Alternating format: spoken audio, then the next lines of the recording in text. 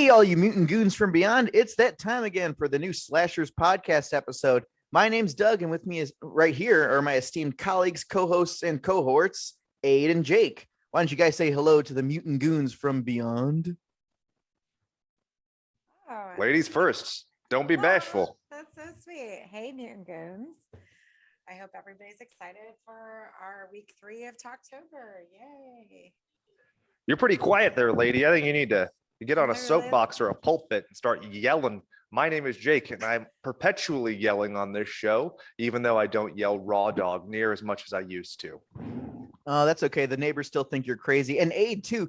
So I noticed, too, when I edit the video, if you don't talk loud enough, it doesn't pick up because I'm recording off the Mac. So if you don't talk loud enough, it doesn't pick up on your screen. Because I know people are probably watching and saying, "Where's Aid when she's talking?" I'm like, she's there. It's just the computer doesn't pick it up. We're not subjugating her as a woman. She's just not taking her part. You know what I'm saying? She's I know herself, bro. The video does come up though when you have Stella right there, so it picks that up. Yeah, maybe it's just like her frequency of voice. So I turned up my microphone a little bit on the Audacity, but I don't know how to make myself louder in here. Oh, that's fine. Well, you're highlighted yellow, and that's good. And for all you people listening, this is some video tech issues. So I'm sure you're all driving down off the 110 freeway, waxing your carrot in traffic when there's another accident because people don't know how to fucking drive. But that's besides the point. I mean, we're all having a crazy week. It's the middle of October, as sad as that is. It's soon going to be Christmas, and you'll have people killing each other over Blu-ray players and stuff, right? Dude, right? What's the next Tickle Me Elmo? Oh, yeah. Well, I think the new thing is, remember, I think a few podcasts ago, back when I still had my main job, they were talking about the Alexa robots, and they canceled it last year, and they're coming out this year. I just saw advertisements for them on and they follow you around. They're not creepy dolls anymore. They're more like, they look like Johnny Five, but they follow you. That sounds awful still. Yeah. So, just hide away in your area with stairs, and they can't get you up there. At least not yet. Not in this model. Jeff Bezos has to get 7 more yachts before he can get Model 2 out. So, but I saw a thing about the whole Blue Horizons spaceship shit that he's dealing with, where people are like, "Oh no, it's like bro culture, like evil, awful. That's what's causing the big delays. Nobody likes it. Everybody hates it." So, if you are a genius, someone smarter than the 3 of us combined who might work there, let us know. I'd love the deets. Yeah, spill your cheese. So, speaking of cheese, and tea, I've been saying tea a lot more. Thank you, Aid, for the Florida twang. You say that shit, and then suddenly a podcast I listen to from Australia talks about spilling the tea, and I'm like, I'm sorry, what? I told you it wasn't just a thing I say. Well, see, I thought that was like the UK. See, Australia saying, I thought the Queen would have said that. It's like, "Oh, spill your tea in cricket." Pip. Okay. Oh, yeah. So yeah, I'm sure you guys are all excited to hear about our new topic for today, and that is, the way I like to call it is bold statements, because I've said a few things that I'm about to say here, and people have said you should kill yourself for saying that you like this more than this. And for you film fans out there, we're going to talk about sequels and why some sequels are better than the others. As opposed to most people saying, "Oh, it's a sequel, so it's not going to be as good as the first, or it's just a cash grab." That's the case for a lot of movies, but there's some films where sequels outdo the original, and we're about to spill the cheese. Hell yeah. Honestly, this one's going to be one of those. There's a great default to get out of jail free with this bullshit. And you know what it is? You just say, uh-oh, my audio has been fucked this whole time. Oh, no. Yep, my cable came out. But we can take the audio from the recording. So just make sure you send me that. I can fix that. Okay. Anyway, there's a great get out of jail free card in that, blah, blah, testing there. In that, it's all subjective. If you like Evil Dead more than Evil Dead 2, which is obviously the correct answer, you're still correct at the end of this episode. If you like the other ones, you can still be incorrect at the end of the episode. That's your God-given, Satan-given, Odin-given right to do whatever you damn well please. So don't take it as this is some kind of meretricious argument against you. You have your safe space inside of your headphones between your ears. You're fine. This is just what we think. I don't know why you care what we think, but it passes the time as we shift forward on the mortal coil, right? Yeah, exactly. And see, that's some and another thing too. A lot of people grew up with some films that we're about to talk about, more so than the first one. And I think nostalgia plays a big part on it too. Which Huge, yeah. yeah. So, you got anything to throw a wrench into that statement, Aid? No, no. I think I really like this topic because, as we said before, there's going to be some fun debate as to whether or not we are correct in that. But I think that for the most part, the ones that I picked out are not as controversial. So I'm interested to hear what Doug has to say or why people are going to be very upset with him. Okay, well, I guess I'll spill the first piece of cheese here. So, I mean, and I'm not talking bad about it, but so a few years ago, I was at the Frida Cinema, and they had a screening for I don't remember what it was. They were screening some movie, and they're like, "Okay, we got to make a bold statement." And I'm like, "I think Creep Show 2 is better than Creep Show 1." And that was just me. I was just like, I think 3 stories. It's 90 minutes. It's shorter. Every story's good. The first Creep Show, you have the crate, which is 40 minutes of a guy trying to kill his wife. I'm like, just fade her to the monster already and end it, or you know what I mean? So I'm like, there's some parts in this, and then people were like ready to crucify me outside. Like, how dare you? Where you parked it? I'm about to slash his tires. I'm like, Jesus fucking Christ, I need to get out of here. So but yeah, so one of my favorite movies. In fact, it's another idea for me getting a tattoo. I think I have like 2 of the original film posters. Not in I'm in the cinema room right now, so I don't have him up there, but I have the Creep Show 2 poster up in the in our hallway. And yeah, the reason Creep Show 2 always stood out to me the most, well, I did see it before the original, and I remember my grandma renting it for me when I was about I was like 5 years old, and I remember the time, I remember the place, I remember the smell of the area I watched it in, because my grandma thought it was a cartoon. Oh Because no. she must have seen like some advertisements in like the newspaper, and it had like remember when the kids reading the comic book and it's a cartoon with the creep. So she's like, oh yeah, here you go, watch this. And I was unaccompanied, and I watched it in her room with the VCR and the Sega Genesis. And for me, when just the whole, I was glued to the screen, but I was so scared I couldn't even get up. When you're like, as a kid, you're seeing something, you're so terrified. That movie traumatized me. I was afraid to go in lake water. Right next to her apartments where she had it, we used to go swimming in this little hole. It was a mine shaft that somehow they must have hit water, and it filled into a lake, and it looked exactly like the one from The Raft. So when I watched it, I'm just like, it sucked with my subconscious. To this day, I still get a little anxious before I go into like lake water or water you can't see in. And I love wooden Indians. So wooden Indians that you see at like cigar shops and stuff. No matter, even as a kid, I'm like, I want a wooden Indian. I want a wooden Indian to have for Old Chief Woodenhead. And then I guess my love for Twisted Metal did come out from The Hitchhiker, because that's some of the best car action you get. The guy getting constantly ran over by a car and a car wreckage and stuff like that. And for me, as a kid, when I saw the hitchhiker get shot through the hand and then the bullet in the head and the blood just kind of soups out, for me, that was like traumatized. So Creep Show 2 stood up there for me. When I watched the first Creep Show, I'm like, this is good, but everyone loves it, but Jordy Verrill, that story is not very scary, and I always thought, I'm like, it kind of drags here. And then a little bit on the one with the one with Leslie Nielsen, it's great, but you know what I mean, like, trim the fat, give me 3 good solid ones here, and yeah, that's what Creep Show 2 does. So yeah, that's my statement. I think so. If it's Halloween month, so I know it's streaming free on Tubi right now, or you can buy that Arrow release, or buy the original VHS. I have about 9 of them. Just ask me to let you borrow. Yeah, so Creep Show 2 is the cream of the cream for the October month. It is spooky, scary, gory. It's not as colorful as the original Creep Show, but that little slice and dice of doom and gloom is what Creep Show 2 is all about. And just forget that there's a Creep Show 3. That doesn't exist. Does that exist? It literally never. That doesn't have anything in my gray matter. It does exist. Yeah, it was released from this company called Taurus, and they basically just bought the rights to the name, and they're known for making like these. It's literally one of those movies you'd rent at Redbox by accident, and it's just by name only. And it's just bad. It's not even Creep Show. I'm like, did the people who made this movie even watch the first Creep Show? Like George Romero, Stephen King have nothing to do with it. Well, that's a shame. Yeah. So that's my controversial statement on where I almost got sliced and diced in the parking lot because I said Creep Show 2 was better than the first one. But another one too, I'm sure you guys all like it too, but I prefer Texas Chainsaw Massacre Part 2 over the first one because I love the humor and anything with a crazy chainsaw wielding Dennis Hopper is a win in my book. Honestly, that doesn't offend me. I think that's just a tonal argument. That's the difference between, I guess if you like Michael Myers versus Freddy Krueger, it's just, I don't even count those as the same. That's one of the really hard things when I was preparing like my notes was there's so many movies that are adjacent to or kind of satellite kind of periphery to other movies.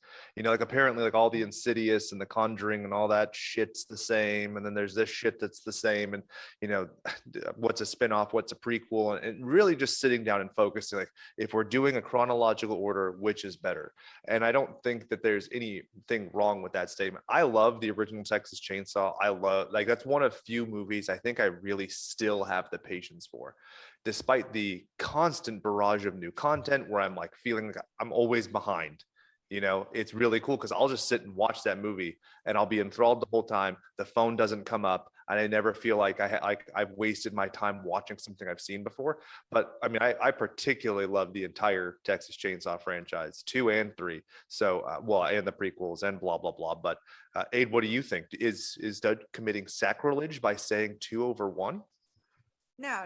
In fact, I prefer 2 over 1 as well. And not because you said it, but because that's the one I remember the most. Like the first one, I don't really rewatch. For some reason, Creepshow 2, I've always watched it more than once. I feel like it's on TV a lot, or it has been on TV a lot, or something, And I will say too that when I was younger, it was really hard for me to get into anthologies. Mr. P hates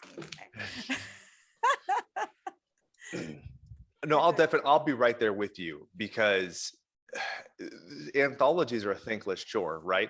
Because if you do an anthology, you're basically saying you as the editor or filmmaker, your tastes supersede the audience, because what you might create is your hierarchy of a good flow of like best. You start with a good one, you finish with or middle is kind of the third is good one, you go to the second for the finish, or however you want to do it. That gets so muddled. There are times where like I watch one like A Christmas Horror Story. That the one with the guy with the elves, that's the best one. That's where you finish, right? But I could totally see how somebody else thinks whatever, Changeling Babadook thing is the best one. And so I'm right there with you. Anthologies, I would never make one. Yeah, and I do like them now. I think I appreciate them a lot more now, especially like Trick or Treat is such a good like anthology type esque, but like with a whole storyline. And I guess a Christmas Horror Story sort of all comes together at the end as well too, right? Is that a bit more? Yeah. Yeah, and then Tales of Halloween is really good too.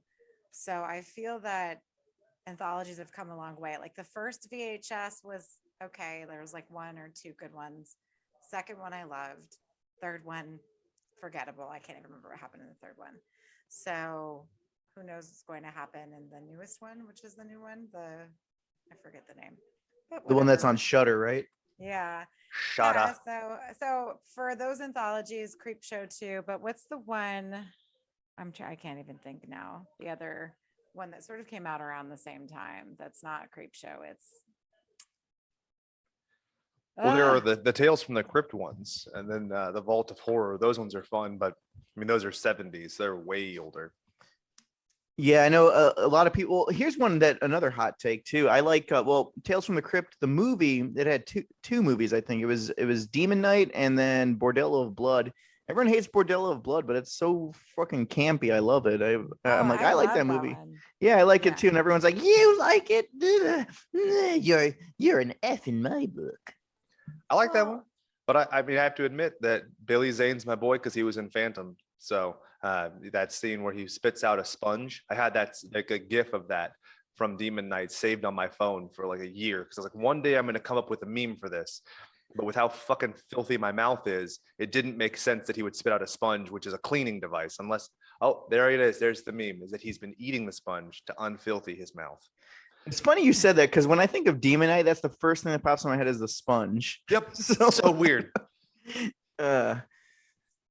Yeah, so I do see that you have Otis from Devil's Rejects in your background as well too. So that's another one too that it's funny because I love it. I'm like one of my favorite things is westerns besides horror and stuff. Yeah. And I that's what's interesting about, and you know, people tend to rip on Rob Zombie a lot, but what I like about him is that you can go into it like I said, I think in the last podcast, give it a few years and you'll have probably a Rob Zombie class. It's like what makes his films like kind of like Kubrick. Because here's the thing: if you watch a Rob Zombie movie, you know you're watching a Rob Zombie movie. But Yeah, the thing without that makes question. part two is just you know, or Devil's Rejects is that I think it, you know, that movie was only filmed in like 30 days too. So it was a real quick shoot. Crazy. Oh wow, I didn't know Especially when you take into account like the long panning shots, the very retro style with like the kind of 70s throwback. Yeah, very interesting. Yeah, so Yeah. that's another one that shows you, you know, even if you're time constricted, you could still make a really good film. And that's got some of the best because I love John Waters movies as well too. I think that has some pretty John Watersy dialogue too. And he's like, "Hope you boys aren't intending to fucking these chickens." that. That's a very bizarre interlude. And it's one of those things where, you know, he had 90 minutes. He went even over. So that didn't feel like as fillery as a lot of stuff. But one thing I think, especially with the condensed filming schedule, if you look at like House of a Thousand Corpses, inarguably a cursed production, constant intermeddling from the studio and recuts and then the censors and whole plot points being disregarded. And I've never seen like a full version of it, even like an unrated one. Like it's kind of like Event Horizon. I'll never know how good that movie could have been, but I think that The Devil's Rejects is objectively a good movie. It is cohesive. And there are ways that House of a Thousand Corpses may have been better if untethered, but the fact is that's not what we got. And so you, even if you want to argue like preference and taste, I think that objectively, because of the cohesion, the production, all those things, Devil's Rejects is just better than the other. Yeah, and what makes it interesting too, like for a sequel, I mean, House of a Thousand Corpses, the way it is now, it feels like a carnival spook show, like kind of like how Rob Zombie's '90s music videos were. So that's kind of Yeah. how it feels. Where Devil's Rejects is more focused on, you know, Baby Otis and Spalding, and it's a western, you know, in all intents and purposes. The bad guys are on a road trip essentially. So, and then Three from Hell, I don't really know how to categorize Three from Hell because I feel like that movie, I enjoyed it when I seen it, but I rewatched it, I'm like, this movie really didn't need to be made. There's a line in Three from Hell where I think it perfectly sums up the movie itself. I think it's when Richard Brake turns to Otis and he's like, "So what do you plan on doing out here?" He's like, and then Otis says, "Oh, well, you know, I didn't really get that far. I don't really know what to do." I'm like, well, that's this movie in a nutshell. Yeah, that's a shame too, because of the success of Devil's Rejects and how amazing it was. And I feel that even if you're not a Rob Zombie fan, that particular movie is liked by so many people, even people who do dislike him. I think that's fair. I don't know if I'm just talking out of my ass there, but um Three from Hell, like what happened? I just I was really excited about it. I think it's a fun like a fan made, like he made it for his fans who really like that family, you know, the Firefly family or whatever. But as far as that goes, you know, Sid Haig has little to no time in there. Obviously, we know why, but uh, Richard Brake is a great addition. I would have loved to have had him in part two, honestly. Like, I think he's a really good character. I mean, he always plays a good character. Mhm. But did we need it? I don't think so. I don't think it was as gritty and as just in your face as Devil's Rejects was. And with how even with House of a Thousand Corpses, like he says, Rob Zombie says it's a hot fucking mess. Like he's not as, I think, with it, you know, in with that one that he is with the Devil's Rejects. And it really shows, you know, how much he grew and just his writing style and everything. Because even though they say the nastiest things, like you cannot stop watching Devil's Rejects. Like you're just staring at it the whole time. It's just, it doesn't, you know, I don't think it ever falters. Like even like with Ken Foree and the hooker house. What is it? Mhm. he's like, yeah, we don't need, you know, we don't need to do that spaceship with people running around tripping over shit in here. Like, we don't need to do that space shit in here, because they were thinking of like doing like a Star Wars theme, like with the hookers, like just ridiculous shit. So just everything about that movie I think is so endearing, because you really do, I think, feel more for these characters than you did in the first one. So I think that when a sequel can do that and actually make you feel, you know, good, like even with same thing with the Texas Chainsaw Massacre too. Like you're on, of course, Bill Moseley is in that one as well, but Mhm. I think you're on their side, right? Like I'm not necessarily thinking I'm on the DJ side. I mean, I liked her and everything, but you're Yeah, kind they're of rooting more just for the. they're just too flavor. It's like I want the color. Like I kind of want their business to succeed. You know what I mean? It's just like, yeah, I mean, they may be cannibals, but they're hardworking business owners. They drive a food truck. That shit's expensive. So Of course, we all know who they'd probably vote for if they were still here. So, what are we gonna oh yeah, do? yeah, Stalin. I think one of the great parts about the Devil's Rejects that makes it empirically better than the first is the fact of they were introduced in a lackluster way that made you kind of curious, but they're not done well in the first one. They're just introduced. And so it's kind of like The Folly of Man, where the second one is almost like a redemption story where it's like these half thought out ideas. And what's so great is the scale of it.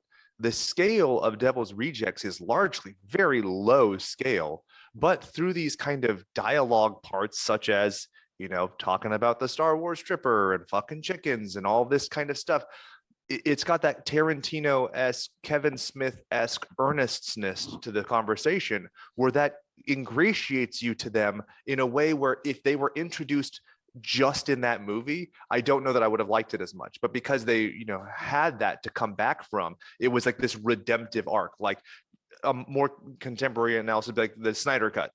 Because I saw the first one, the Snyder Cut seems so much better by comparison because I get the fully fleshed out version of it. Am I off base?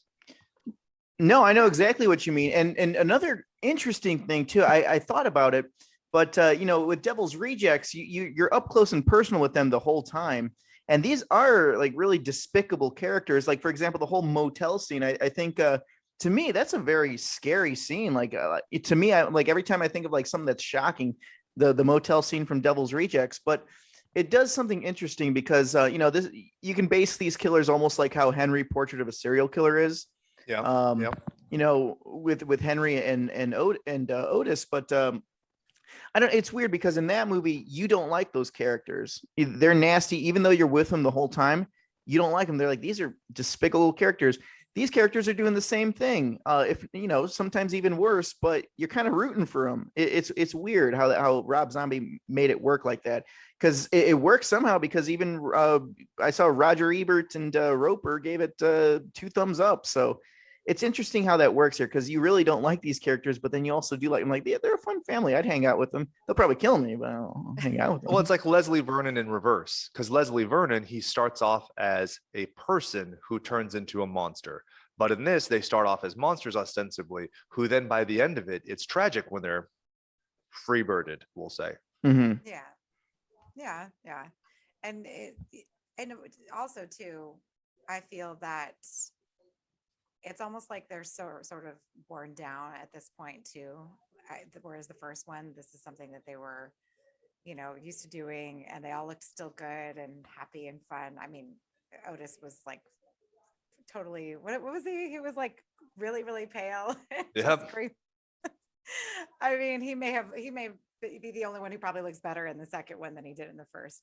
But you introduce all these other people, and of course Danny Trejo does such a good job in this film too, and it's just and nice Diamond Dallas Page, excuse me. and Diamond Dallas Page, of course. But and it's nice to kind of see them. You do root for them, but I really feel that the hotel scene is there to remind us how awful they are, right? Because you're excited for them. You're excited about their little journey and stuff, and you're getting pissed off by the way that he's treating Mama Firefly and the prison and all of that, and then you go back and the whole tutti fucking fruity scene is adorable, right? And then they get to the hotel. Okay, don't look at me like that.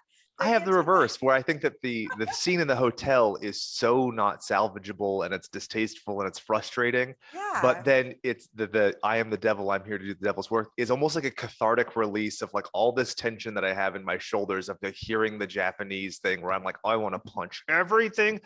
I get to watch someone die painfully. Okay, well, I'm sorry. I just That's think that subjective. but that scene is there to sort of ground you back to, okay, this is who they are, right? No. Oh, Lou Temple's in that scene. Mm-hmm. I know, such a good movie.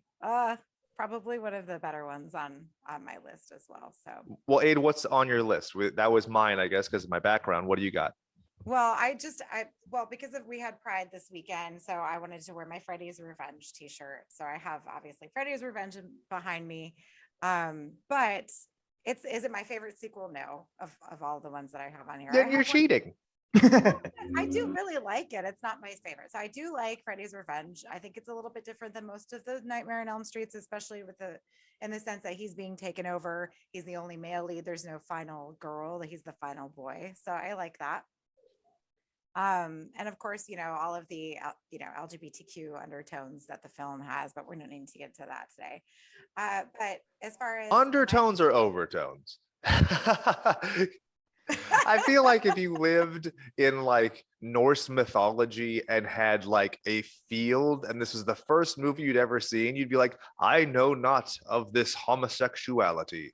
But then if you've lived any time since 1910, you're like, whoa, that's the gayest movie I've ever seen. Awesome.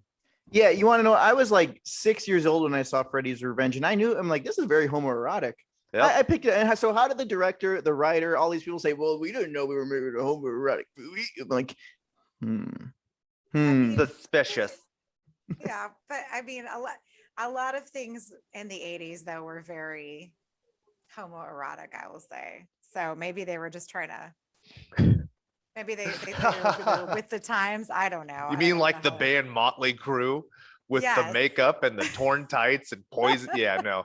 I'll give it to you. That's fair. I mean, right? So there's that. But I mean, obviously Rage Carry 2 is my favorite sequel. We all know this.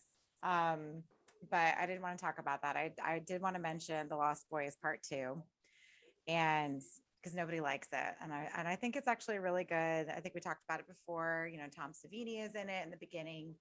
And I think it's a really good reflection of if somebody now, if we were to have Lost Boys now in this day and age, I mean, this movie was like, what, 10 years ago? Longer than that? Oh my God. Oh yeah, longer than that. Yeah, longer than that. So whatever, if we were to have, that sort of age, like this generation become vampires, like that's how they would behave. Like there's one scene where they're all sitting in their little frat house, and they're playing video games, and then they're like fucking with each other and like stabbing each other and stuff, and like just doing all these gruesome things to each other because they can and they can survive it. So I thought it was a good little just something cute that they added to it that kind of makes them sort of like in the first one, you were fascinated by these vampires, right? Or at least I thought they were so cute. They should have given it like a really good title, like Lost Boys 2 Found Boys. Oh God. As opposed to The Tribe. Well, yeah, to The Tribe, yeah. When it's The Tribe, at first I'm sitting there thinking, oh yeah, like Tiger Lily from Peter Pan with the Lost Boys. I thought they were talking about the Cleveland Indians. So. Oh. Oh my God. Anyway, so yeah, I mean, and it's cute. I think that they have the brother sister relationship just like the first. So they have little things that kind of echo it. The lead guy looks like Jason Patrick, and then of course,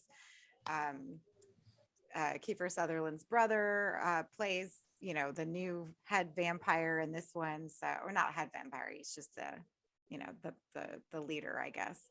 So it's nice to have him in there because he looks a lot like Kiefer Sutherland. He talks like him, and he just has his mannerisms. So it's kind of like you have him back in a way. So with half the budget of paying Kiefer Sutherland. But he's If really that. sexy in that movie, so I'll give him that. And then I love talking about I Still Know What You Did Last Summer because I just think it's so fun. It's so stupid. Jack Black is ridiculous in that movie, but we have a lot of fun people in it. Mekhi Phifer is in it. Brandy's in it. Like, it's just a fun, stupid fucking movie. And I love watching. In fact, I put it on the other day and I was watching it when I was cleaning the house. So if you hate that movie, I'm sorry. I'm probably going to get a lot of bullshit for that, but part one isn't very good to begin with. So where could part two go? But sort of up, or at least on the same level of shittiness as the first one was at. So who knows? Yeah, I don't know a single person who thinks of, what is it? Is it Elijah Dushku's? Come on, like, I know where you, or Jennifer Love Hewitt, where she's like yelling at the sky as if she's like Jim Carrey at the start of Bruce Almighty, where he's like, God is fictional. Yeah, nobody thinks that's their favorite movie unless it's drenched in sentiment, because it's objectively not that good. Yeah. No. Sorry, Kevin Williamson. Big fan still. You just kind of fucked it. Yeah. That's probably my least favorite. But the second one is just a lot of fun. It does a lot of, stupid things, but it's still good. At least you have Freddie Prinze Jr. back and Jennifer Love Hewitt still yelling at the sky. So if you did like that from part one, you get it again in part two. Yeah, so. God. It was such like a the low angle panning shot as it's like rounding her. It's supposed to look triumphant. It just looks like some kid having a fucking temper tantrum in the woods. Well, I don't know what they were thinking. Just whatever. I'm not going to even get into that because that's just annoying. Well, with her screaming in the sky, that reminds me of my favorite part in Hills Have Eyes Part 2 is when the dog has a flashback because they got to fill more padding. Remember the dog has a flashback? Oh, man. And Jaws 2. Jaws 2, you're going to say is better than Jaws 1? I just want you to say it on the record, commemorated for all of our listeners to hear and ridicule you over. Okay, Jaws 2 is just as good as part 1.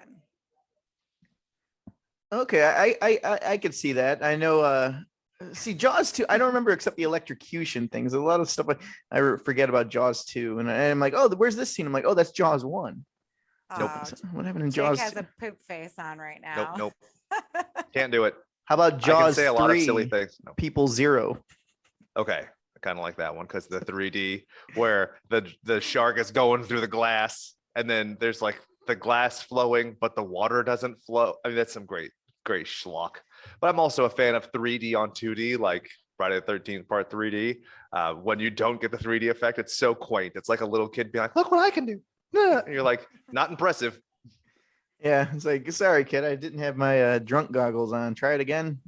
But okay, so I just watched this the other day, and I know we're in October, and you got to do this with. I'm not saying this is better than the original, but for October, if you want spooky movies, Return of the Living Dead Part 2. Just watch it and try to forget about the first one, and then watch it. It's like a perfect like more R-rated Michael Jackson's Thriller. So just give it a chance on the original Shout Factory Blu-ray that came out, because the Warner Brothers DVD, they messed up some music or whatever. But yeah, try to get that Blu-ray and just watch it for like Halloween, and it feels good. It's a good movie. And then when you watch the first movie, it's like, holy shit, this fucking garbage. I cannot sanction the watching of Return of the Living Dead Part 2. I can with 1 and 3, but you've lost me on that one. I'm sorry. I thought that isn't part 2 the one with the kids? Yep. I thought we all said that we hated that one. Well, that's what I'm saying. I hate it too, but I watched it by itself after not watching the first one for a little bit, because I'm like, I'm gonna clean and decorate and I'll have something on in the background. And I watched it. It's a fun Halloween movie if you're trying to put it up like near Mad Monster Party or stuff like that. It feels like it fits in. But when you watch the first one, you're like, holy shit, I was eating McDonald's garbage and I had a filet mignon over here. What the fuck was I doing? So it's a fair point. It's like the what's it called? After ejaculation, mind clearance. Like, whoa, what the fuck was that? Post nut clarity. Post nut clarity. It's like that's what happens after watching Return of the Living Dead Part 2. It's like, it's not bad. And you go back and watch the first one. It's like, ooh, what was I thinking? Woof. Well, Yeah. I don't know. I haven't watched the second one in so long, so I wouldn't even know. Couldn't tell you. Okay. Well, I have Um, a shit ton on my list. Aid, what's your next one? No, that's it. That's all I wanted to talk about. Yeah. Well, aliens, but Blade Okay, then talk 2. about it. No, I don't want to talk about aliens because I feel like you were going to talk about aliens. No, Somebody because I don't here is gonna constitute talk that as about a aliens. horror movie. That's an action movie. There's a big Oh my difference. God. Okay, It's so a then I'm not genre even going to shift. mention it then. Fine. No, I wanted to talk about where the hell did it go? Do, do, do. Oh, Blade 2.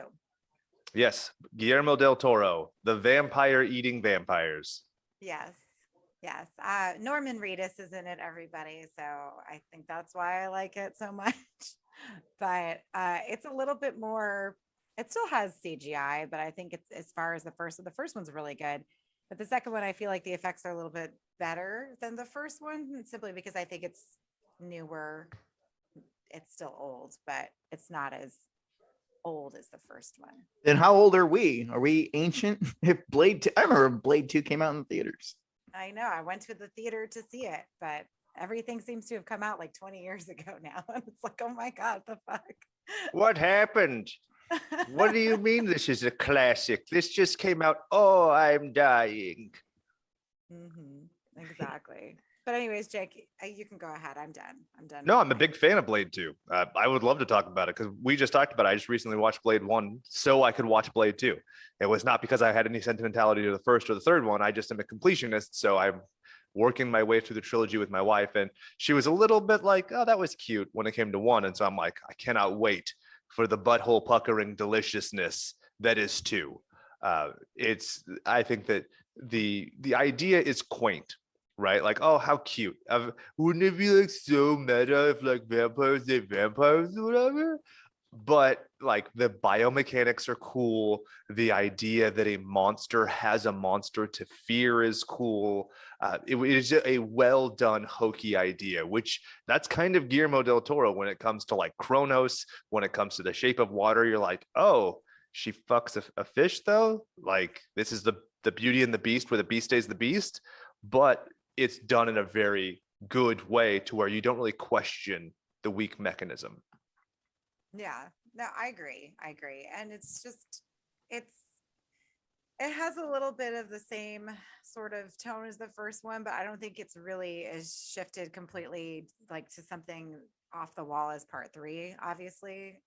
Because like honestly, part 3 is the best part. Well, besides Ryan Reynolds' body, is Parker Posey in that one, but she doesn't even have that big of a part, but she's so good in that, in my opinion. So Well, and you have Triple H and the dog. I mean, so it becomes almost a parody of itself in a huge way that I think was way too meta for when it came out. I think a lot of people were very critical of it and the tone and everything. And now you're like, here you go. Now, like Deadpool came out, so now you're allowed to like this, everybody. And they're like, oh, sick, cool, like it's funny. And you're like, it was always funny, but whatever. no, I still enjoyed it. I still enjoyed part 3, but I really do like part 2 because I think it still has those darker elements to Blade. I mean, a little bit of the funny, like undertones, I guess, but there's something still sinister with Blade. Like I won't ever say it's like a complete like comedy or horror comedy or classify as that, especially with what's his name in part 1? Why can't I think of his Whistler name? or Steven Dorff, the guy who the Steven- last time I saw him in something was a vape commercial. No. Yep, the last time I saw him in anything was him being like, blue cigarettes are blue, but they're not even cigarettes or whatever. Oh my God. No, I'm thinking, with Steven Dorff, like he was a good villain, in my opinion. I do enjoy him in the first one. So He's good because he's annoying as fuck. And the older you get, the more hokey and retarded he becomes. And you're like, oh, you are so awful, but that makes him effective. There is no illusion. Even as a kid, I didn't think he was cool, but now it's so hokey and so tired. And it's just like these fucking millennial kids with their TikToks, like his impetuous, snotty attitude to everybody, where I'm like, God, I cannot wait for you to turn into a pillar of blood or whatever. You must be speaking about Billie Eilish. God. oh my God. Oh. Dude, that would make a great remake, but you still keep Wesley Snipes with the CG eyeballs. Yeah, you have her dancing in that club where they have the blood coming out of the sprinklers. Yeah. Wow. Da-da-da-da-da-da. But Abe, that was on my list as well, so don't be ashamed. Oh, okay. All right. I don't feel so badly then. So As that's the it. resident like superhero guy, like I kind of had to. Oh, well, that's true. Yeah. So I didn't want anything to like kind of go over. Oh, and Child's Play too. I don't know. Well, I'm done. I have that on my list. However, Child's Play 2, as much as I love it, the first Child's Play still inches it over because I still think the first Child's Play scared me to death as a kid.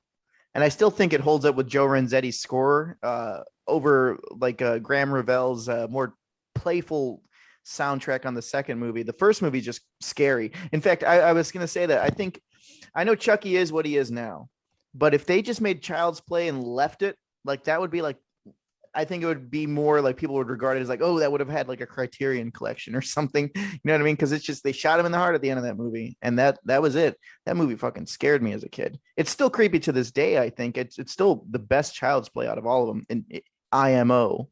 So yeah, I have no problem with that. It's a lot like your Friday the 13th, everything. That's what makes these hard, is because tonally, if you don't give them the, I guess, like handicap of what was coming on culturally around, what the budget was, you could say that every single sequel was complete trash and every single sequel was amazing. Because if you look at some of them, you're like, oh my God, I can't believe how terrible this is. But then you're like, oh, they made this in a week during a writer's strike. Like maybe it's not so bad. So that's the thing that is constantly kind of in flux when it comes to these, and why, don't be insulted if we don't think it's good. Just shut up and like your movies. Yeah. Well, I think people, like you say, like we said before, it's the nostalgia, right? And then also too, people want to see, they don't like something taking their beloved first one and like, turning it on its head and changing it in so many ways and changing, especially with a lot of sequels, like the main characters, some of them don't come back. So they have different actors playing them. So people just get very annoyed by it. If you just look at it now for what it is, I mean, because we look back on Halloween 2, Friday the 13th Part 2, Nightmare on Elm Street Part 2, Child's Play Part 2.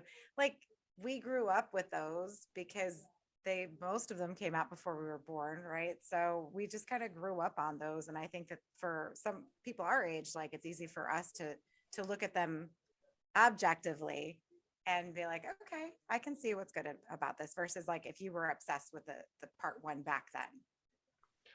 Yeah, and also you have to keep in mind, like we got them all at once.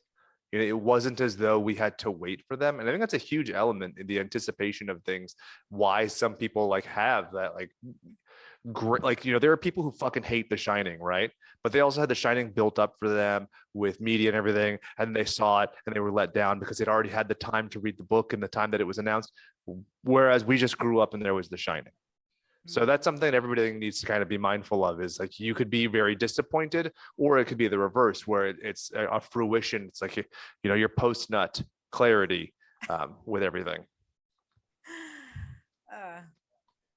So I'm going to read off a few that I have, and I'm just looking at the time and I don't want to take up everything. Obviously Silent Night, Deadly Night 2, because it is 1 and it's 2. That also reminded me, Jack Frost 2. That's canonically in Slasher's pantheon. That is the superior movie. Maniac Cop 2, kind of obvious. Gremlins 2, that's my personal opinion, and I know that a lot of people disagree with that. I saw people say Silence of the Lambs a lot. No, that is not true. It is not within the continuity of Manhunter. Hence, Red Dragon being the prequel, yes, it would be a sequel to the Thomas Harris novel. It is not, so it doesn't count. Eat shit and die. Troll 2. Are we talking cultural impact or the merit of the movie itself? Dawn of the Dead ? I have. And then The Howling 2. A lot of people aren't going to agree with me, but Christopher Lee being in anything makes it good. So Terror Train, there's a lot of things where it wouldn't be good but for him. So just putting it out there that maybe it's better because of Sir Christopher Lee. Or Sybil Danning exposing her breast 32 times in the end credits to the same music. I'm into it. Don't judge me. I'm a married man. I got to get my rocks off somehow.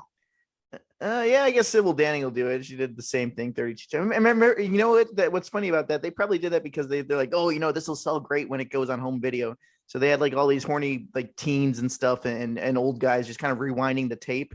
So you're watching the same thing over and over again. It's like, man, this is a gift before a GIF was even invented. You mean a gift? A gift? Gift. Yes, from God. Ooh. Well, one thing I'd like to say too is as much as your list was great, because Gremlins 2 is one of my favorites. Especially the whole microwave Marge thing. I think that's some of the best. That's my favorite sequence in that film. What? Just a little Sherry? Yeah, absolutely. Well, I still say that sometimes, like when guests come over and stuff, I'll say, and you can have some of these when guests come over. Some people use a dash, but I use a lot.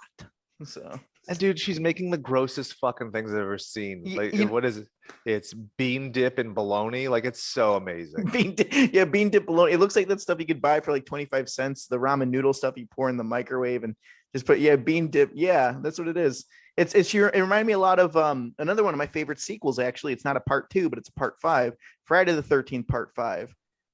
That's my favorite Friday the 13th one. It's super sleazy. It's what the hillbilly mom, I call her the redneck Rhea Perlman, what she's making for her son. Yeah, absolutely. With idiot with his dirt bike for sure. Yeah, it's like what's in there, like cabbage, tomatoes, and then she spits in it, and she's like, get out of here and get your fucking dinner.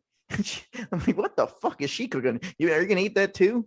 You eat that too, or is just gross. You're serving your slop? So. Did you have any umbrage with any of the ones that I picked out? Oh, you didn't remember any of them. You forgot them deliberately? No, because I know I know why you love Gremlins too, but for me, part 1 is my favorite because Gremlins is like my Christmas movie. So, I have to have it at Christmas. Like Gremlins part 2 doesn't have a holiday attached to it. So I don't know. It has a holiday every day. It's corporate business. That's actually why I like it so much, is simply the fact that I could watch it anytime. Because I remember as a kid being very let down by the idea that I couldn't, I didn't feel like I could watch it anytime. I knew I could. Nothing was obviously going to stop me, but that was just where I was at. Yeah, and it's it's sillier. They're super cute. I love Gizmo in part 2. I just think that the first one for me is just more my and I think it's a little bit scary. Well, it's scarier in my opinion. So I think Gremlins 2 is my. I think thematically it's scarier. I'll completely agree with that. But I think that the visuals, there are some truly like revolting visuals in 2 that I don't think get anywhere near enough credit. Like, frankly, it is amazing how goopy and gross some of the, especially like the whole sludge effect at the end. But I can't fault you for that, because the rest of it, it's bookended. It's very weird because it's the exact antithesis of what I love about Evil Dead and Evil Dead 2. Like, I think Evil Dead 2 is garish, it's over the top, it's ridiculous, it's tonally it's annoying. But I think that also it's the kind of tongue-in-cheek elements of the idea of doing a sequel in the first place that makes Gremlins 2 fit better. Like, because Evil Dead just feels like a retread, or excuse me, Evil Dead 2, whereas Gremlins 2, where it is thematically similar, it also has the the wink wink nudge nudge. Mm-hmm. Yeah, no, I mean, I do enjoy that movie. I love that movie, so it's not that I don't like it. You're goddamn right you do. Yeah, there is no special edition of Gremlins 2. I have the Laserdisc and the VHS behind me here, but that was something that scared me as a kid was when she goes into the office and the gremlin is he's like, and smacking his hand on the keyboard and something, he gets shredded in that paper shredder. Oh, so good. Well, that scares me too. I'm like, all right, never wear a tie around a built-in table paper shredder. So I still think about that to this day whenever I wear a tie. Every time I put on a tie, and my business is generally wearing ties, so you can imagine how often I think of it. Well, I mean, that's pretty cool. But have you seen one of those built-in table paper shredders that they have there? No, actually, I never have in at least my professional career. I've seen it in the movie. Oh, well, there you go. It's like that giant microwave that I've been searching for Microwave Massacre, and it doesn't exist. Bullshit. Yeah. Well, I don't think we have a need for a giant paper shredder anymore either. So, to be fair. I don't know. I like paper shredding sometimes. It's therapeutic. Sometimes I get that white dust that comes out of the paper shredder, and I just be like, now I got a white mustache. Stupid stuff, I know, right? Is 10 Cloverfield Lane a sequel, or is it just in the same universe? It's a sequel. I thought it was a sequel. Good. Aid, what do you think? You winced a little bit. I wanted to say it's a sequel, but the more I think about it, I don't know. I think it's just a part of this. That one is so hard. It is so hard. Well, because to if we think about include that one, then we have to do, You what have to was do it called? The other one. Cloverfield Paradox.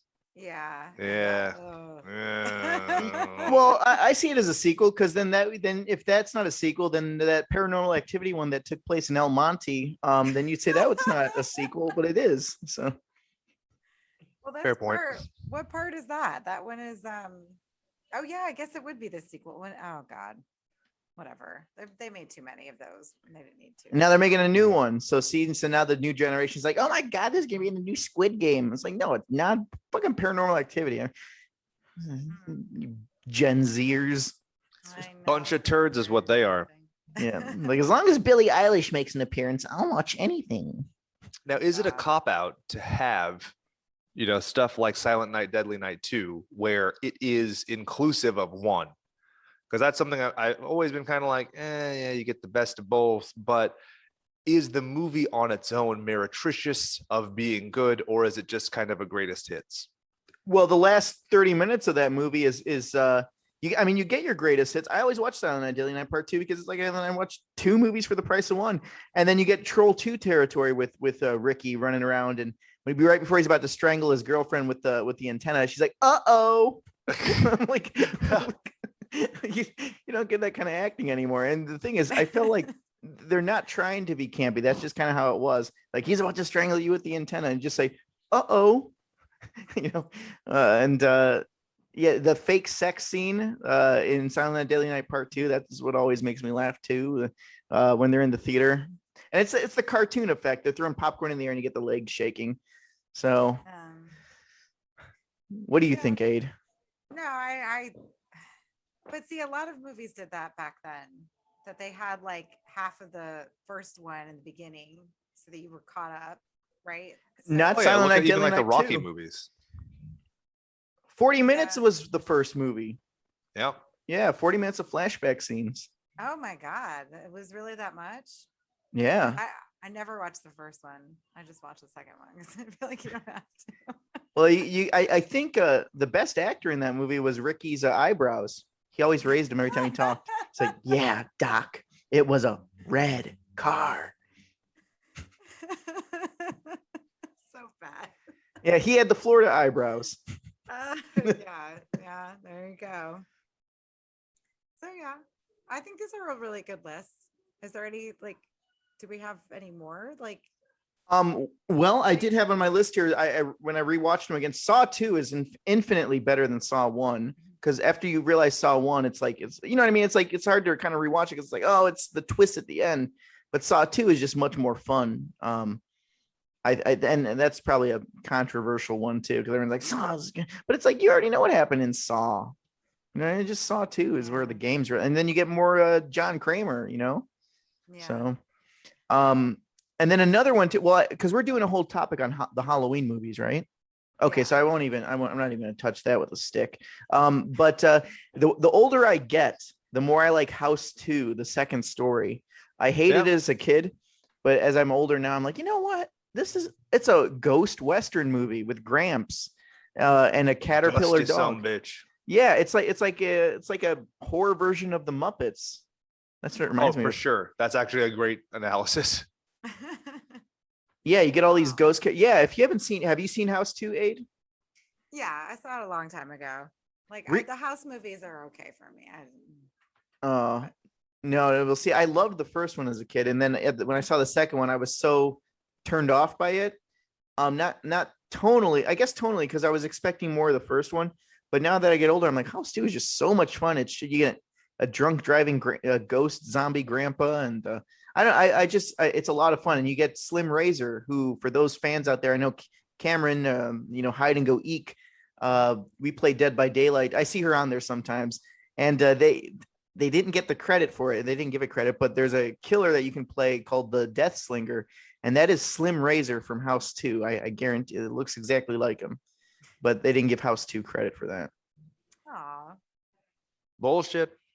Now, looking over my notes, I did ask you guys if the cultural impact of the sequel should be weighed in. Troll is a fine movie. It is just a movie. It is objectively a better movie than Troll 2, but the zeitgeist, whatever you want to call it, makes people like Troll 2. Is that a fair way of assessing if it's better than the first one? Why don't you go first, Ed? Because I got these gardeners outside blowing each other with the blow dryers, whatever. Yeah. Sound Yeah. saucy. Well, you have that, and then Dan fell asleep with the TV on, and now Disney Junior is just blaring in the background. And I can't Oh well, that's okay. We could get backyardigans or the off. gardeners. I don't know. Dan watches the Backyardigans? No. He was watching something that he recorded, and then he fell asleep, and then the regular TV comes back on because I leave it on the channel for Stella. So now let me ask you, if you're watching a rerun of that show, is it the Backyardigans again? I don't even know what that show is. Like, I know I've heard of it. I don't think I've ever watched. Is that on Disney? That's not even a Disney show. Sounds like it. I don't know. Maybe it was, and I just never saw it. But anyways, I think I don't know, because Troll 1 I prefer more because it scared me. Like, it really did scare me when I was a kid, but I haven't watched it as an adult, so I don't know. That might change your mind, because the one thing about the first Troll, and Yahaira, when we were watching it, she's like, they're not saying that. I'm like, as a kid, I watched it. These trolls, when all of them come out, they all sing this like enchanting song, and I thought they were always saying bubble butt, bubble, bubble, bubble butt, bubble butt, bubble, bubble, bubble. And I'm like, they're saying bubble butt. And she's like, no, they're not. And then Yahaira watched, she's like, wait, they are saying bubble butt. So Oh, I don't remember that. I just remember the part where like they popped a hole in the guy and like all this. I don't know. It was just really, I remember it used to scare the shit out of me, and I hated that movie. So well, I feel like Troll 2 or Troll 1, the kid's name was Harry Potter, and he was a wizard. really? Yeah, the kids, and it's like, oh, Harry Completely Potter. forgot about that. Yeah, Harry Potter, and they're talking, and the neighbor lady, that's the witch. She looks like I'm not very good with Harry Potter, but she looks like the teacher, the old lady McGonagall? teacher. Yeah, and yeah, she's talking like pet mushrooms and stuff, and like, man, J.K. Rowling. Yeah, But Doug, where's the transphobia in Troll 1? Obviously, if it's the template for Harry Potter. Anybody? Oh my God. yeah, I don't know. Okay. Yeah, well, no, the transphobia. It's no. So Troll is more socially relevant than Harry Potter now, because you don't get the transphobia that you get in J.K. Rowling Oh. stuff. I love that. Yeah. I would love if the makers of Troll were billionaires rather than J.K. Rowling. Yeah, I know. Imagine that. It's like, okay, Harry Potter's canceled. We're going to bring Troll in the place. So Universal Studios has like the Troll ride. That'd be so rad. But Yeah. then people would go because they would think it's the new like glittery troll thing. But Oh, still, the they'd make trolls. money. So good for them. Oh, yeah. It's the Trolls. Get the Well, they have a Trolls part. They're building a new Trolls stage in the kids section next to ET. Good for them. Yay. Oh, you have ET still. We don't. Oh, you don't have ET anymore? Nope. Thank think God. Someone left Creepy a fuck with bullet his on weird there. finger. I know. Yeah, Amazon sell. Yeah, well, I'm not even gonna get into that. But so the crazy thing at our Universal, I know it's like off topic, but they have the Minions area, and the Minions area is just so like, I mean, it's granted it's for kids, but it's just like if you walk over there, they're like back before the pandemic, they used to come out in costume and stuff, and actually, I find the Minions so fucking annoying. And the bathroom, because for Horror Nights they had the bathroom open, and in the Minions bathroom, a guy shot himself in there, and I'm just like. I feel like he was probably so annoyed by the Minions, that's why he did it. But now that's like a haunted spot there. So when you go to Hornets, let's go in the men's bathroom near the Minions. It's haunted in there. So, Legitimately, I almost had a spit take. Wow. Wow. just Google it. You'll see that bathroom. It's near that Old Town area at Universal, right next to the Minions I area. literally have tea in my nose. I have Earl Grey tea. Oh, So you almost spilled your tea. I did. Well done, Douglas. Well, scary real life stuff. You go to Universal and you end up on Live Leak. Now, we've been talking about doing brainstorms at the end of these episodes. Is there a movie that you would like to pitch a sequel to right now? Yeah, actually, one I had thought about for a while. I wish it came to fruition. White Chicks 2, Black Chicks. Oh my God. Yeah. Okay, no, that's just a joke. That's just a joke. Oh, wow. starring Justin Trudeau. Yeah, exactly. See, you get the point there. No, actually, a sequel that I would have always loved to have. This is a weird one because they made a sequel to it and I didn't like it, but I really liked the Canadian film Watchers, and that was a Dean Koontz book. And when they made the sequel, they changed the tone and everything. But I would love to see like a sequel to Watchers because the dog and Corey Haim survived that. And I would just love to see where it goes. You know, you got the monster pulling people's eyeballs out because the monster knows it's freaking hideous looking. So it rips people's eyes out if they see it. So I don't know. I just think there was a lot of opportunity with that. And then the second movie, they made it into like a typical Roger Corman film because I think he produced the second one. So that I would like to see that. More of the tone of the first movie. Or another one too. Have you guys ever seen Blood-Sucking Pharaohs in Pittsburgh? No, I have not. Ooh, that one should get a sequel. I would love to see that. Blood-Sucking Pharaohs in El Monte. They wouldn't survive the night. I keep ripping on El Monte. I love El Monte. They got some good restaurants there. Oh my god. Aid, did you have one? So I don't know if you guys saw the first one, but I love this indie film that I've had for years and years and years. I got it at a convention, like I can't even, like 2012, I'd say. The Orphan Killer, which is actually on Tubi right now. So if anybody wants to watch part one, but it ended open-ended and the effects were really good in it. Like it's a good movie. I enjoy it. I actually really like it. So I think that it would be nice if we could have a sequel to it that's a little bit more polished than the first one. So that'd be great. But we'll see. So with mine, I have one that I feel would be good and bad, and one that I feel would be never achievable. So I've always thought Cabin in the Woods, I have always respected that there wasn't a sequel, but it is such sequel bait with the way that it ends. Like you could literally take the next one anywhere. If it started off as a post-apocalyptic world, I'd be like, I completely accept this. If it started off as Pee-wee's Playhouse, I would totally accept this just because like the reality bending version of it. And then one that it had been talked about, Killer Clowns from Outer Space. And another one, I'm grateful that it hasn't happened because I don't know how you could ever do that movie justice. Like even with all the special effects, even with all the CG, I don't see a scenario where that works. Which one? Killer Clowns? Yeah, for sure. Yeah, see that they've been talking about a sequel for the longest time. I thought Netflix was supposed to do something with that, but you know, the thing with Killer Clowns is that I think it's perfect the way it is because their costumes look so dirty, like when they're in the woods. So it's creepy and it's scary, but it's not making fun of itself.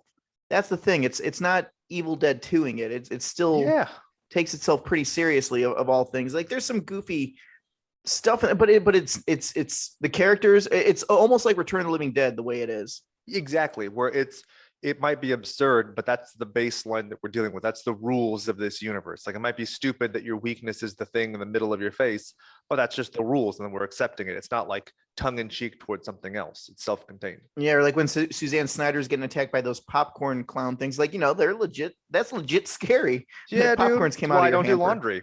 Yeah, see, me neither.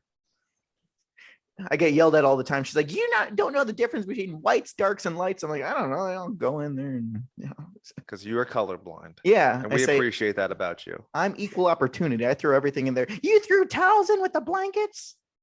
Well, I'm I don't care. I don't see textures, babe. I touch them. Yeah, see, there you go. New marketing slogan. Now, let's say hypothetically, now that we've reached the end of this episode, we wanted more of this episode, but in a different form, like let's say on a TV. Doug, how would we achieve that? Yes, so you could see us on B Movie TV. Me and Jake both have a show that we're hosting, and right now during October, it's the Halloween marathon lineup. So Fridays at 8 p.m., Friday Night Action, aka Friday Night Slashing. We're showing some crazy movies. We just showed Chris DePritis' film, who was the lawyer character in Don't Touch That Dial. So he made his first feature film, and we premiered it on the channel. So we're doing a bunch of fun stuff. Jake had a good movie on last week, Fatal Exposure, which I actually really liked that movie. It was super fun. Yeah. 20 minutes in, the guy starts Ferris Buellering it and talking to the audience directly, and then they recap all of the kills up to that point. And I was like, this is amazing. This is either the most overly competent or incompetent filmmaking I've ever seen. Yeah, and we still got to try to. While we're on the air here, what's the name of that movie that I forget about all the time? The one me and you love, those two guys that are in that cabin the whole time, and it's just really weird. Tucker and Dale? A Spike of Love, I think. Oh yeah, it's that's like a more of a basement apartment. But yeah, I love Spike of Love. That's amazing. Yeah. So anyone out there listening, Vinegar Syndrome, Severin, please hunt that film down. Its original elements and get that up there. But that's besides the point. Join us on B Movie TV on Roku. It's free, cheap bastards.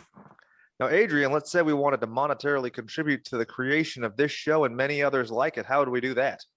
Oh, well, you would just go down to patreon.com/slasherspod and take a look at all of our tiers that we have up there. And guys, if you want your own episode, like you want an episode that, you want us to do something specific that you want specifically, we do have a tier for that. So please feel free to donate to the Patreon. We were happy to work for you. There we go. Doug, send us home, my friend.